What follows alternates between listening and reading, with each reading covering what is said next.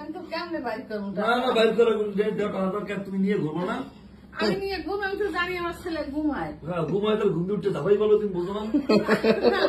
ওদিকে চার ফাইলে পুকুরে যাইতে আছে। ও মোর রমজানের ওই রমজান শেষ এলো কই রে? দাঁড়াও দাঁড়াও, আমি শুনিয়ে দিই। আম্মা 500-1000 টাকা সালামের এরকম ছিলাম। না না, এখানে দেখো তুমি কয় হাজার দেখো। অনেকগুলো, অনেক।